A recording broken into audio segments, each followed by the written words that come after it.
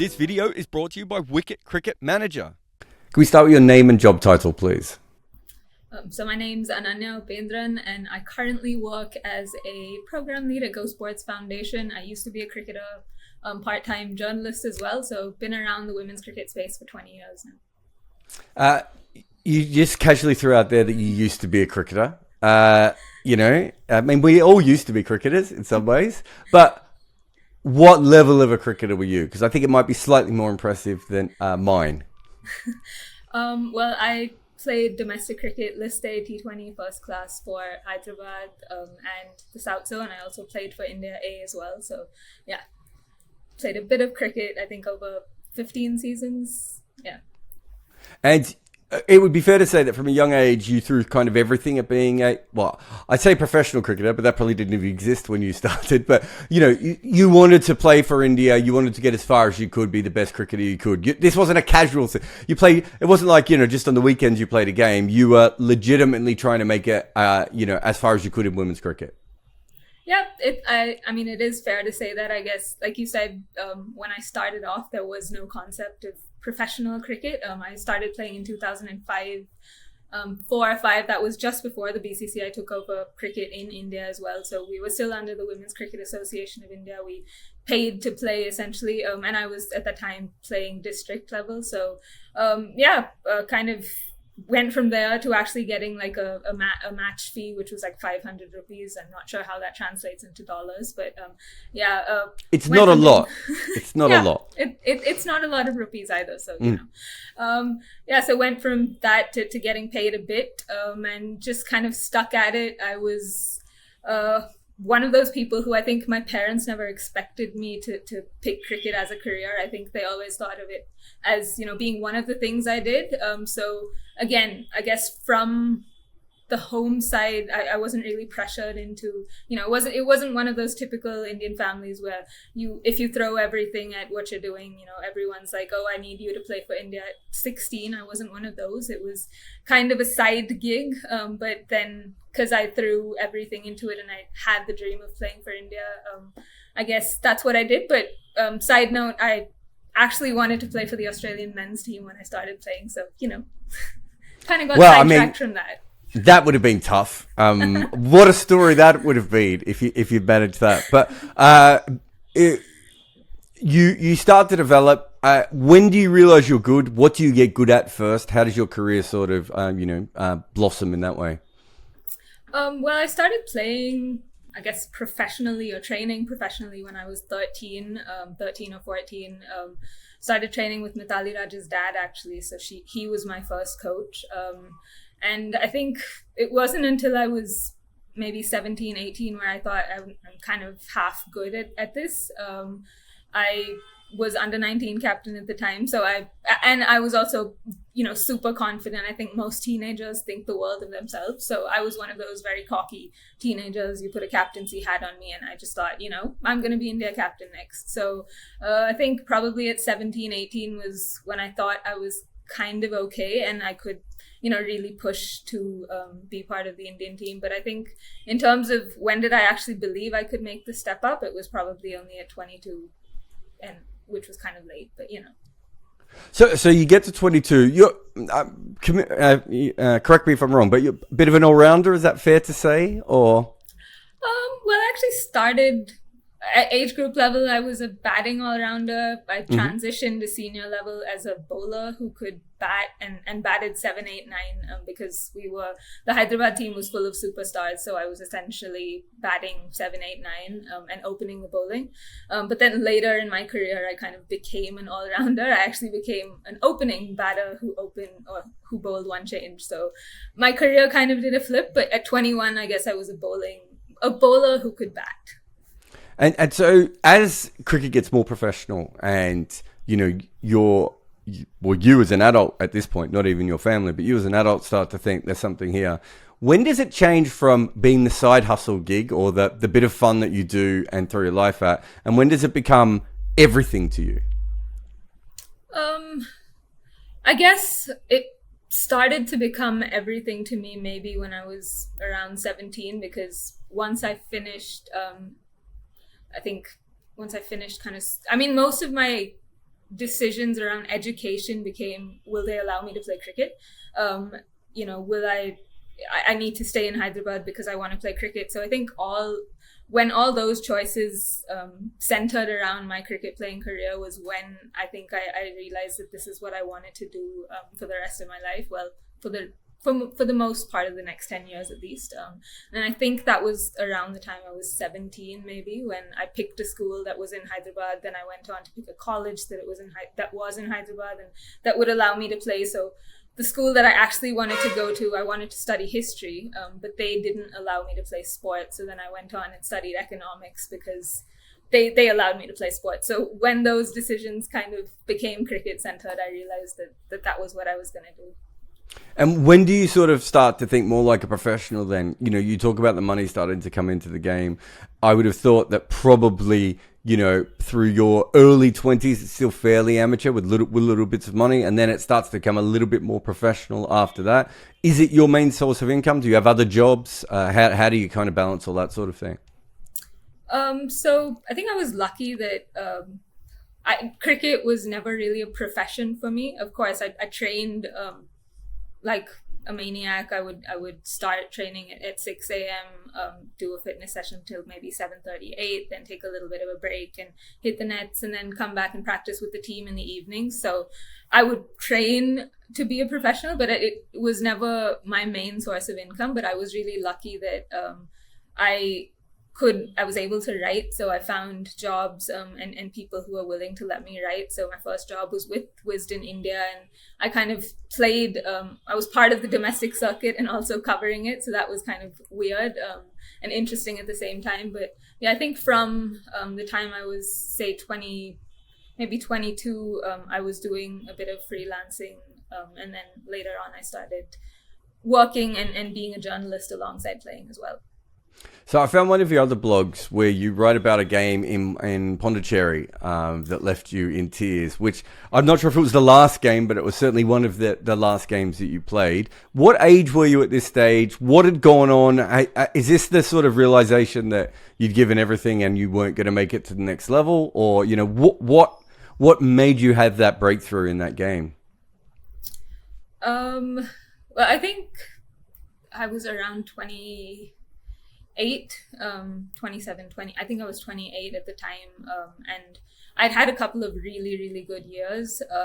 I just moved into Sikkim to play as a professional. So it was my last couple of years playing professional or domestic cricket in India. And I think when I was around 26 or 27, I realized that I wasn't getting anywhere. I remember, I think when I was 26, it was, or actually when I was 25, I got called into the India A camp, and we had around 20, 24 people who were part of that camp, the likes of Jemima Rodriguez, Harleen Deol, and that group of up-and-comers were part of that camp. And I had a really, really, really good season. I was at my fittest. I think I'd done really well for South Zone as well. So I knew my skill was there, but I think around that time I was starting to have a lot of anxiety attacks, panic attacks, and I wasn't quite sure whether I was getting anywhere, which is strange to say because, like I said, I was at the top of my game. I think I was bowling as well as I ever had. I'd gotten called into an India A team. So I think, people recognized that I was doing well, but I think mentally I didn't feel like I was in a space where I could succeed. And, obviously I tanked in that camp. I was terrible.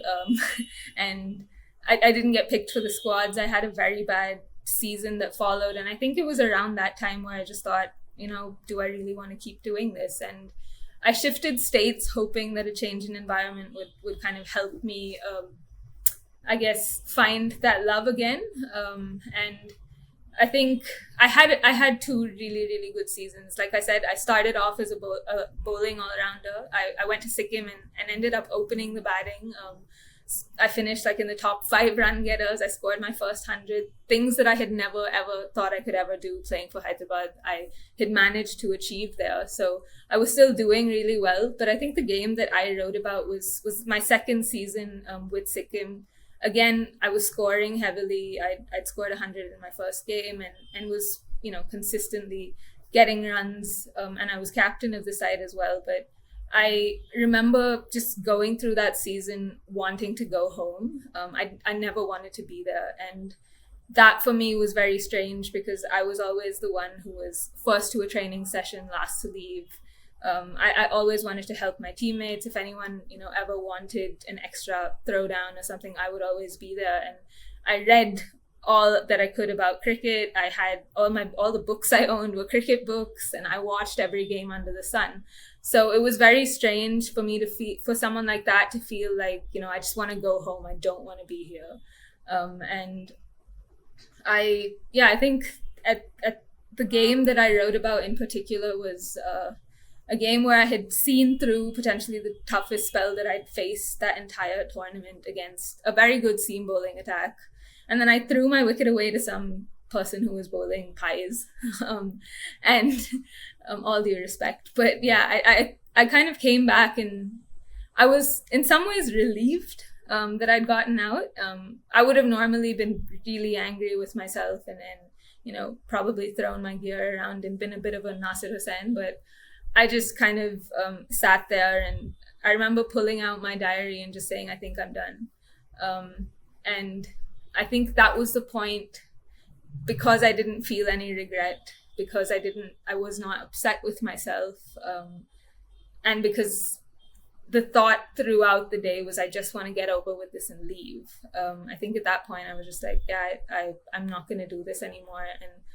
And I think it's funny I say this because I actually still loved playing, but I just hated, I think, the environment around what I was feeling at the time. And I think the environment didn't help. But yeah, I think around the time I was 28 was like, I'm not getting anywhere. I'm doing well, but I'm not, getting picked for a Challenger trophy or anything. So what's the point? And I guess I'd kind of stopped being as ambitious as I was as a 17-year-old, thinking that I could one day captain India. I think I was becoming a little more realistic in that sense. So yeah, I guess it was more, I think I'm done. I've given this a good go, and I'm really not going to get anywhere. So I think I just became a bit more realistic, and kind of, at that point I felt like I had no more motivation left.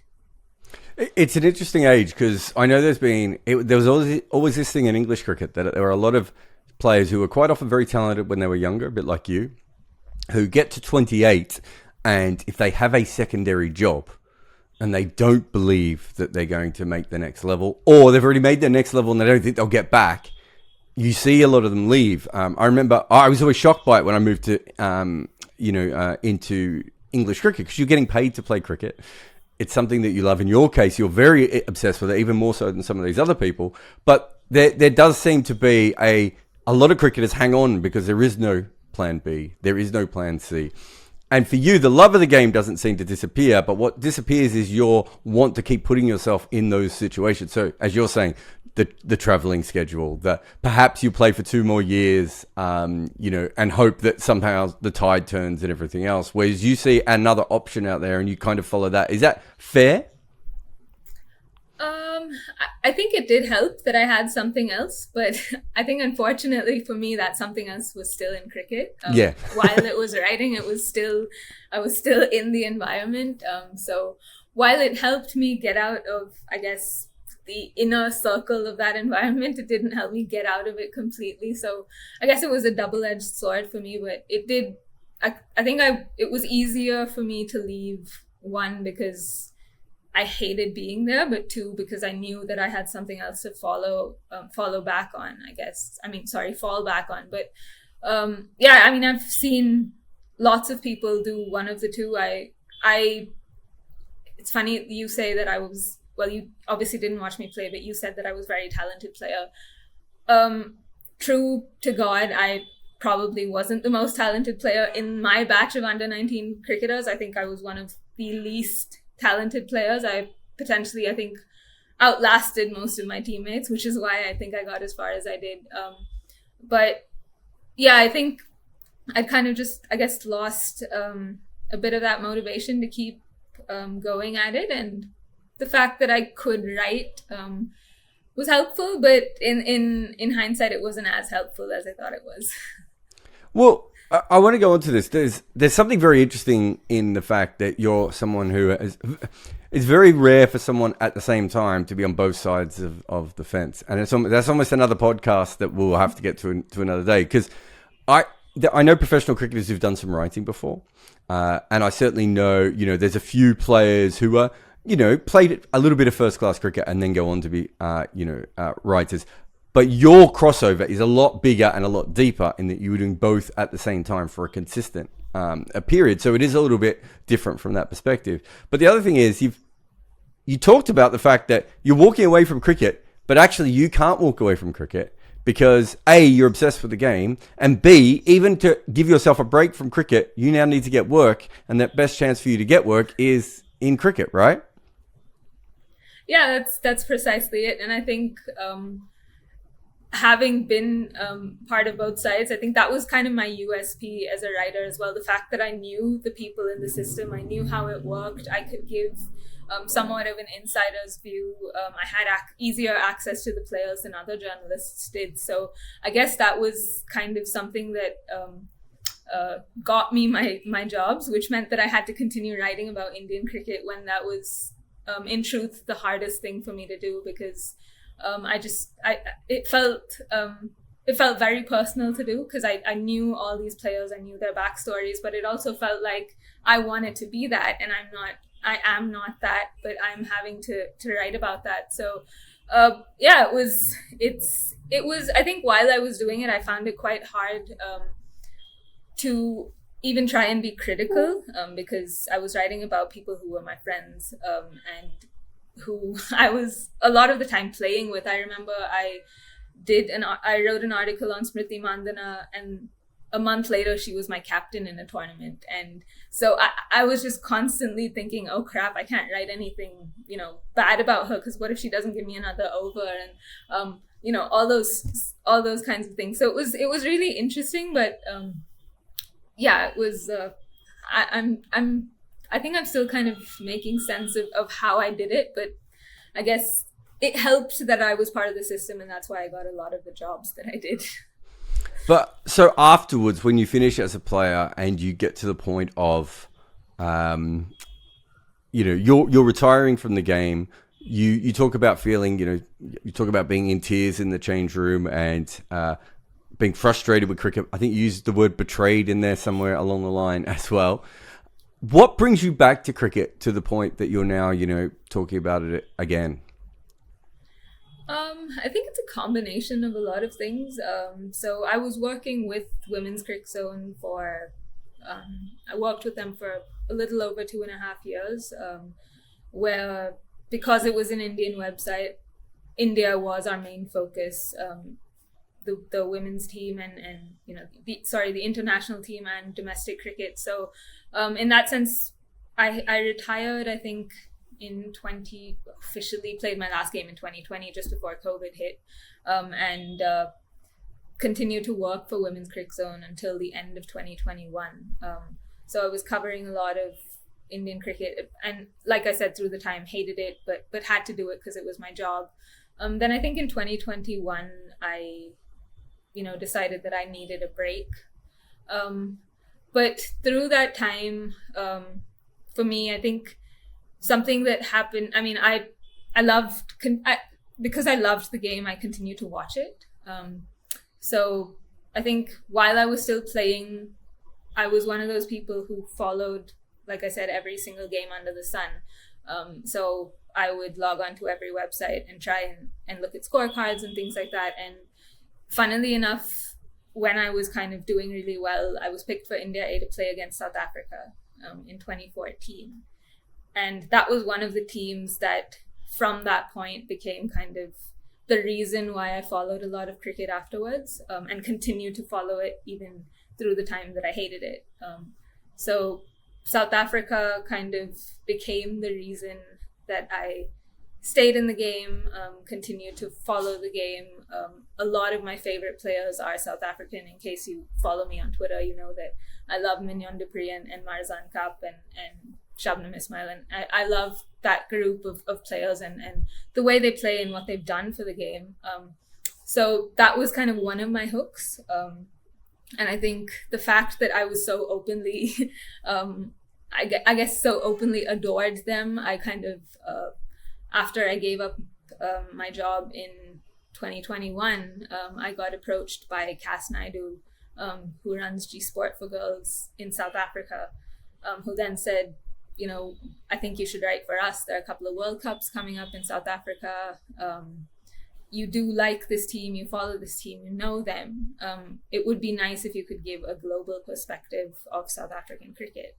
And I think that kind of, while I was desperately looking for a job through that time, it really helped that I actually got a job outside Indian cricket. And I didn't have to be invested in the Indian team to make ends meet. And that was a big, I guess, tick for me, that I could take a step back from Indian cricket. I remember while I watched the World Cup, the 2022 World Cup, and every single game that was in it, I wasn't watching the Indian team thinking I have to write a piece. I was just watching the Indian team because I wanted to. So that, I guess that the opportunity to take a step back and not have to worry about I need to make ends meet was very helpful. But also, I think I mentioned before that in 2017, when I was doing well, but kind of felt like I wasn't mentally quite there. It was, again, the South African team that kind of made me feel like, no, I want to keep trying harder. Because if anyone remembers that 2017 World Cup, South Africa were kind of the story of that World Cup, outside of Harmanpreet Kaur, of course. But South Africa getting as close as they did to get into a World Cup final was one of the things that I guess gave me a bit of a second wind, that I want to give this another shot. And then just following their rise through the next couple of years was really something that kept pushing me through. So 2022, I think being able to take a step back from Indian cricket, but cover South African cricket, cover a team that I absolutely adored and loved, and could then talk to their players more, just could watch a lot more of them, and just, I guess, be a little more invested and feel like I'm part of it, was a big part of why I stayed in the game. And I think apart from that also, through that time, I felt like, I was finding my love for the game again. And I think aside from the South African team, it was actually the Under-19 World Cup that was coming up. So one of the things that I felt like I really wanted to do while during that year, I guess, was after I did a lot of stuff for G Sport for Girls. One of the things that Cass and I spoke about was essentially maybe coming over to South Africa to cover the Under-19 World Cup. And again, for me, that the link was, I get to go to South Africa. And then I started thinking, okay, how do I do that? And what do I need to do? So I started covering a lot of Indian age group domestic cricket through the end of that year. And I essentially followed this group of under-19 players all around the country, from Hyderabad to Pondicherry to Ahmedabad, Delhi, Goa. I went anywhere and everywhere that the under-19 players went, just to watch them and to see whether that could potentially take me to South Africa. While I was doing that, I was pitching to a number of websites and other people to say, hey, I'm doing this. Do you need coverage of the Under-19 World Cup? And I guess through that, I got an opportunity to commentate for the ICC for the World Cups, which took me to South Africa, which then meant I met a lot of my heroes. I met Mignon there, and it kind of, I guess, the 2023 T20 Under-19 World Cup was the point where I felt like I think I'm properly back and I feel like I used to feel again like I wanted to watch a lot of cricket, like I wanted to be involved in the game. So the hook was South Africa, and then I found, I guess, other supporting structures along the way. Why do you think specifically the South African women's team obsessed you? Or, why does Mignon become... I know Marizan is obvious, she's a superhero, but what is it about those women that specifically appealed to you, especially as someone who was a pro herself? Well, I think like I mentioned earlier, in 2014, I was picked for the India A team that was meant to play a 2-day game against South Africa. That game didn't happen because South Africa arrived late, but because I was named in the squad and because I was a bit of a geek, I essentially looked at the squad that was there and tried to track down every single thing that I could about the 14-member squad. There wasn't much at the time, of course, apart from a few random numbers on Cricinfo and a few articles in Afrikaans that I didn't understand.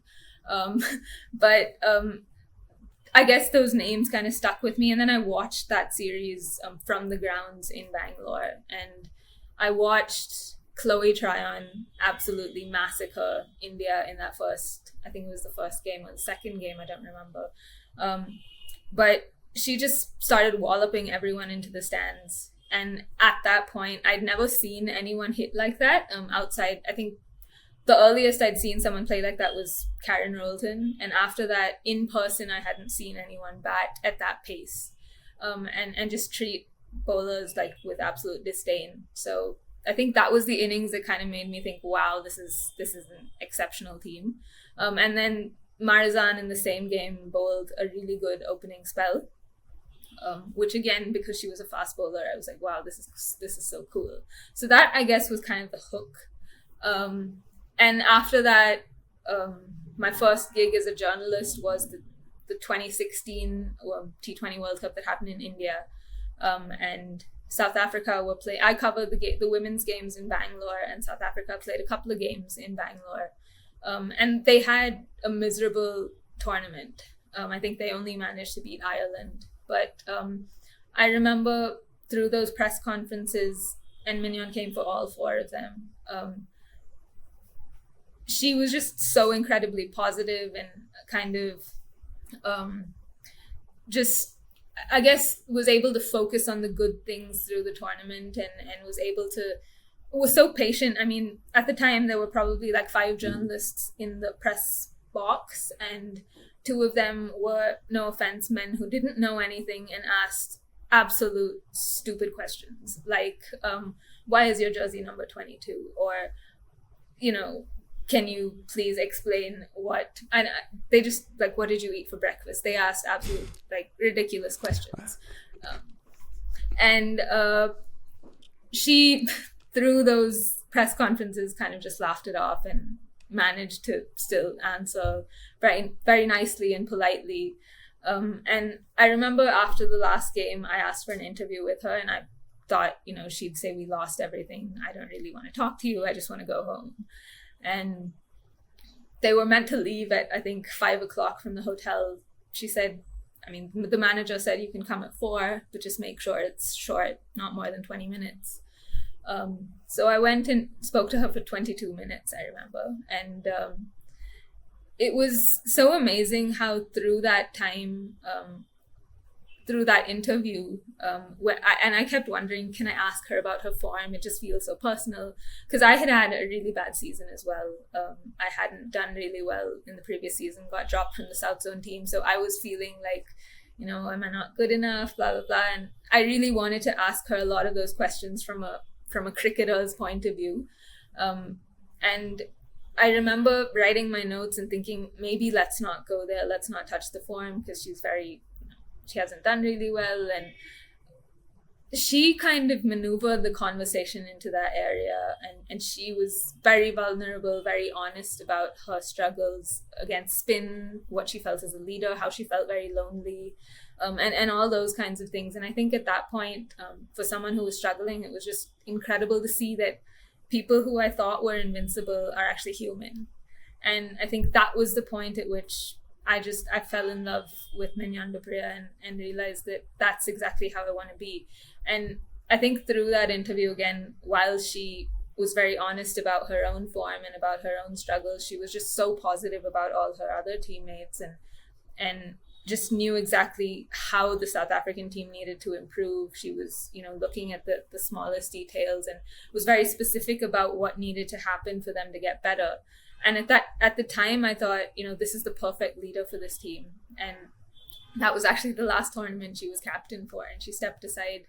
And I felt very strange when she announced that, because I was just like, wait, what happened? And it affected me more than I thought it would. I was just thinking, no, this can't be happening. She was perfect, and I think that was the point where I thought, yeah, I absolutely adore this team and the players, and just to see how much they cared about their country and cared about their team and each other.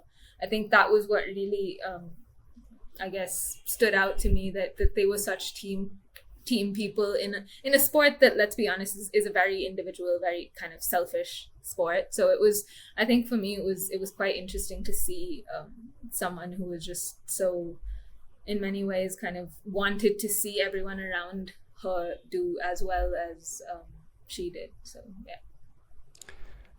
There are cricketers who I know who are massive fans of other cricketers, and there are cricketers who I know who are obsessed with other cricketers and inspired by other cricketers, and occasionally mention it in press conferences, or might mention it in their book or something like that. And through all sports, right?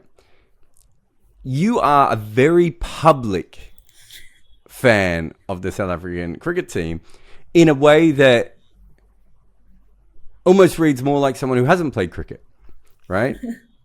There's no, and you know what I'm talking about when I say this, and I'm trying to explain this to the audience, but you will get people who are massive fans of cricketers who are their age or even slightly older than them, but they know that if they make too big a deal of that, they will be made fun of and teased by their teammates, and they'll be seen as, I mean, the whole Mike Hussey was called Mr. Cricket because he actually watched cricket.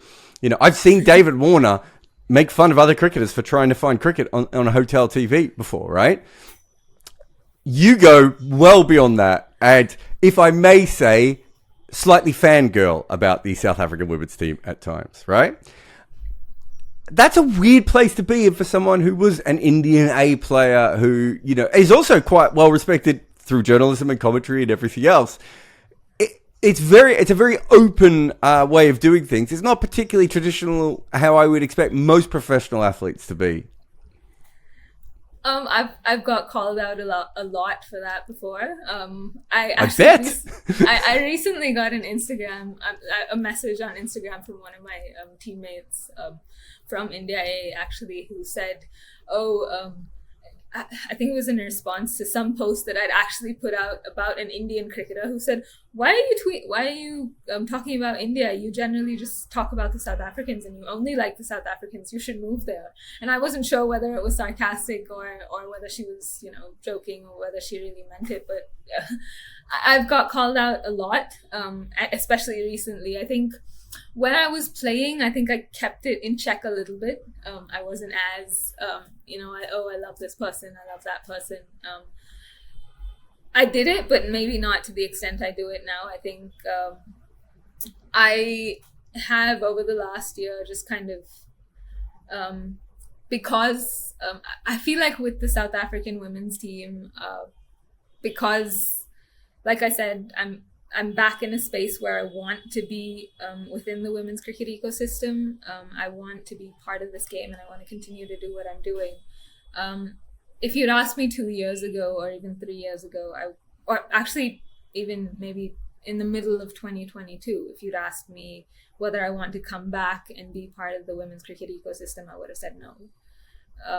And I think the reason I am back, maybe not working as a journalist, but I'm still in my own way trying to contribute to the Indian women's ecosystem through Go Sports Foundation. We've started a scholarship program for female cricketers in India. So I think just the fact that I'm part of the ecosystem and that I want to be actively watching and involved in the growth of Indian women's cricket, a lot of the reason for that is the South African women's cricket team. And I think I feel like it's only right that I celebrate that. I was never ever, or I don't think I'll ever be comfortable ever talking myself up or saying that, I did this and I did that. But I feel I've always been the kind of person who likes to celebrate other people. And I think the world needs to, I like to tell the world about the good things that these people do. There are a lot of people who, because they lose on Dream 11, will DM cricketers and say, oh, you this and that and everything else. And I think it's sometimes nice to remind players and people that these guys have an impact beyond the field. And while I adore the Marzan Cup in swinger or outswinger or her ferocious celebrations and her incredible ability to snatch victory from the jaws of defeat, I love all that. I think what I love more is what she's been able to do for me without realizing it, and allowed me to kind of find that drive and that, I guess, motivation again. So why not tell the world about that? I've wondered about it a lot. I sometimes post something and delete it within 20 minutes because I'm not quite sure how it sounds, and I realize maybe this is a bit too fancy, but there are times where I'm just like, you know what, I don't really care. So I think I posted that blog post at a time where I was like, you know what, I don't really care. I think I want the world to know. I actually spent a very, very, very long time that sat in my drafts for a couple of months. And I wrote it on the plane to watch the WPL final, actually. And I watched the final with the most, I think I was the most present and the most happy I'd been at a cricket game in India, I guess for the longest time. So at the time, it felt like a celebration of that. And I sat on it for a very long time and thought,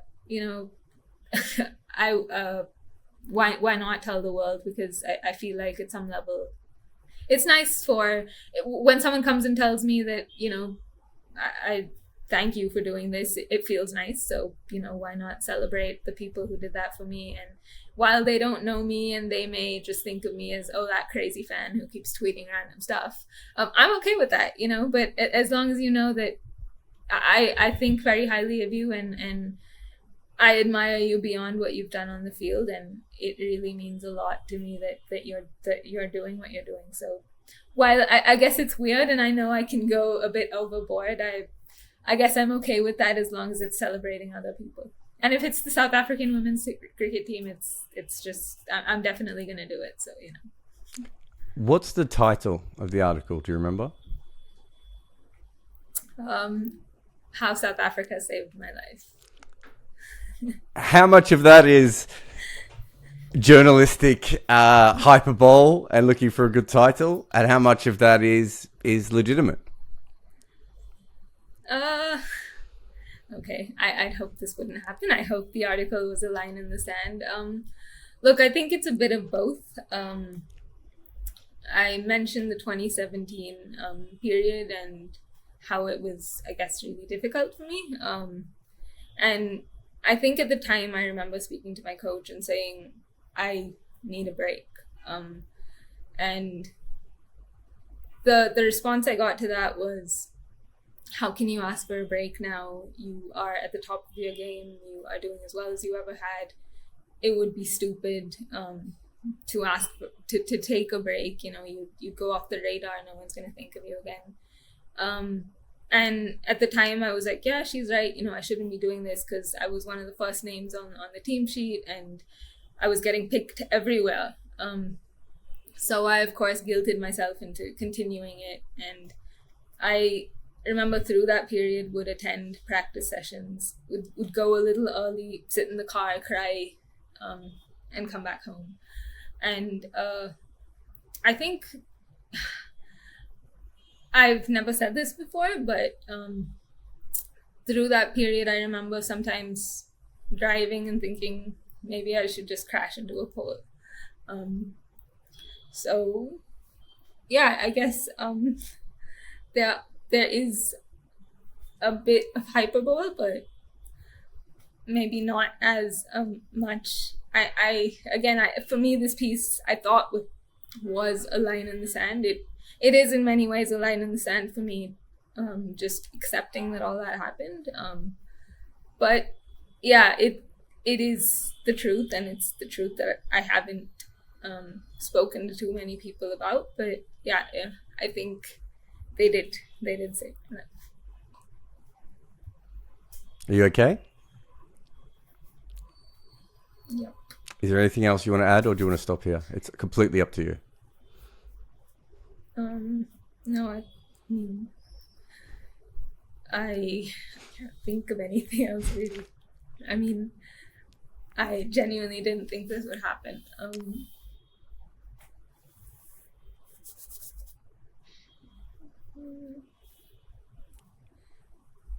I mean, I've felt the same thing in my life at times as well. So, and I've written similar kinds of pieces, so I completely understand where you're coming from. I thought one of the reasons that, I don't know if you remember, but I asked you on the podcast, and you said you didn't know why I wanted you on this podcast, right? And I couldn't tell how you could write a piece like that and not understand why someone would want to chat to you about it, because I thought you were incredibly honest. As I said, most players don't talk the way that you talk about another team, let alone that title was an incredibly honest thing to do as well. But for me, I thought it was the bits that you hadn't said yet that I thought were the most interesting, right? You got yourself to that point, right? But you're still working through this, right? And that's fine. That's a brilliant place to be, because you're aware and you're still incredibly full of life. There are so many former players who can't write this piece, right? And they can't get out the feelings that you've just got out. So you're in a better position now than you would be normally anyway. And I'd just like to, thank you so much. And, I loved reading the piece, and it's been even better speaking to you about it all. So thank you very much for coming on the show. If there's anything else you want to add, even if you just want to, make it very, very clear to Mignon that you're not stalking her, feel free to add anything that you want to the end here. But as far as I'm concerned, thank you very much for coming on the show. I mean, thanks a ton for having me. I remember when you messaged me, I was like, did he read something else? I'm not quite sure what he wants to talk about, because, I mean, I just thought maybe he's talking about another piece, and I was trying to think of what else I'd written about South Africa, and I was like, I've only done interviews at this point. I'm not quite sure what he wants to talk about, but okay, let's see. I remember screenshotting that and sending it to my mom and saying, I think there's something wrong with this guy, because this just doesn't feel right. But there's definitely something wrong with me. Well, the fact that you want to talk to me about this piece just felt like maybe it's something going on. But look, I thank you for having me on. I really enjoyed it, first of all. I mean, I've admired what you do for a very long time, and absolutely love the podcast and the videos that you do. But yeah, I think it's been, like I said, for me, the piece was,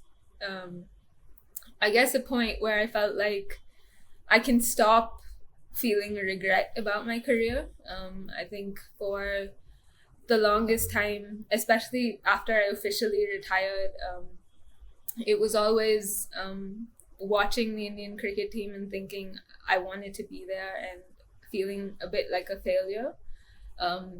And I don't know if that's an Indian thing, but I'm sure it's a thing across the world. It's everywhere.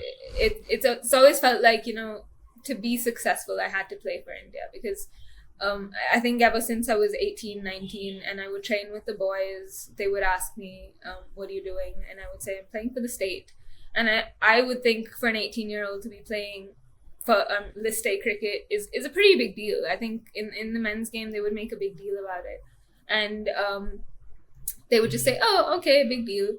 And if there was a guy who was playing list A or Ranji Trophy first class cricket, they would just be like, oh my gosh, wow, this is amazing. And I remember when I walked away, I was looking back at my career and thinking, okay, I've played for, 15, 16 years or something like that. And if there were a guy who'd done that, there would be articles everywhere. People would be writing about him and saying, what a great servant of the game. And I just felt like a failure because I hadn't played for India. And when I looked at it from that angle, I was like, maybe I'm not as bad as I thought I was. And, while I didn't make this step up, and while I wasn't able to achieve, I guess, the ultimate dream, I wasn't half as bad as I kept telling myself. So Well, there's a line from your piece that really, really struck me.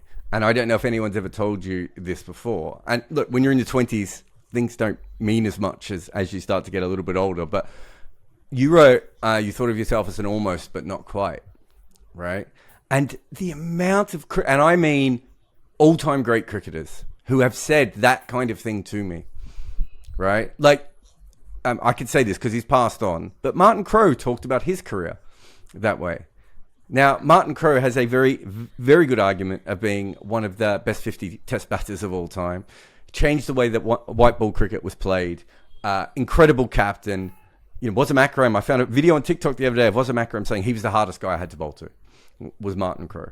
And yet Martin Crowe felt that way. And I know other cricketers almost on Martin Crowe's level all the way down who feel that way. Not everyone does. You and I both know there are some cricketers who will tell you they're the greatest thing ever and they should get more. But most people don't feel that way.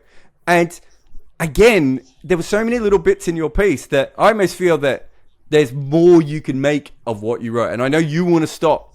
And I understand the reason why that you want to stop and draw a line under it. But the truth is that, and I've said this for a long time, outside of like Tom Cruise, right? Most people feel they're an almost but not quite, right? They feel like they're not quite at the level that they want to get to. But the truth is, had you made it and you played a couple of games for India, then you would have felt like, well, you didn't star for India, or you weren't a regular player for India, or whatever.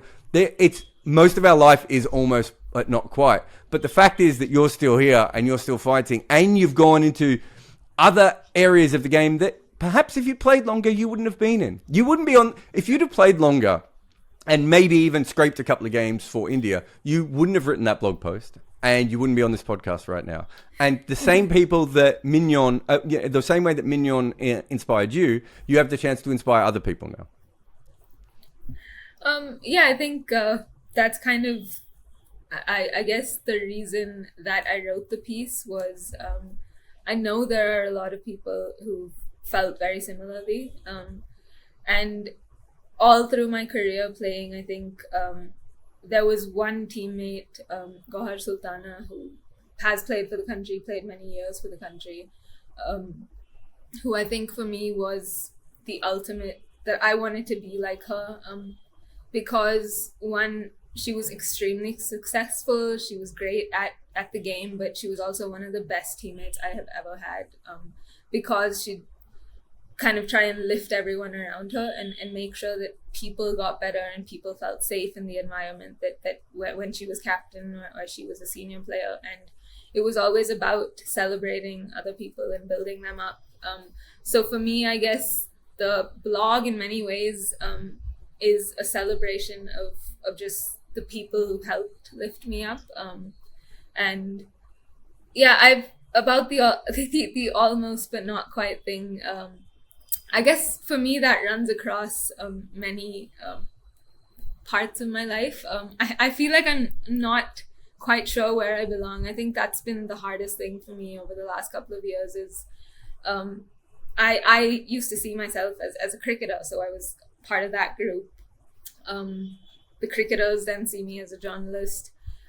I'm no longer a journalist, so where am I? I feel like I'm still kind of trying to figure out where I fit. And I remember feeling this during the WPL, actually, when we'd gone for this, the RCB had like an opening event or something, and there were a bunch of journalists there who were, hunting stories. Elise Perry, Sophie Devine, Dane Van Newkirk, Erin Burns were all in the same room. And I was sitting in the back of the room. I wasn't supposed to be there. I was there because a friend said, hey, why don't you come? And then I thought I'd meet a couple of the RCB players later. And there were all these journalists with these superstars, people who I had idolized, standing there chasing their stories. And I was just sitting there thinking, crap, my heroes are here, and I don't even have the courage to say hello. I remember Danae walked in front of me, and she kind of very politely said, hey, how are you doing? And I just froze. I was like, crap. And then I sat at the very back of the hall and just wrote about what I was feeling and how insignificant I felt, because there were these cricketers, But then there were also these journalists who knew exactly what they were doing. And I was there kind of like, what in the world am I doing here? Like, I do not belong here. And it was very strange because as that was happening, a lot of the players who I had played alongside started walking in and automatically coming up to me and, like acknowledging me. And then we started talking, and I felt like I belonged on that side of it.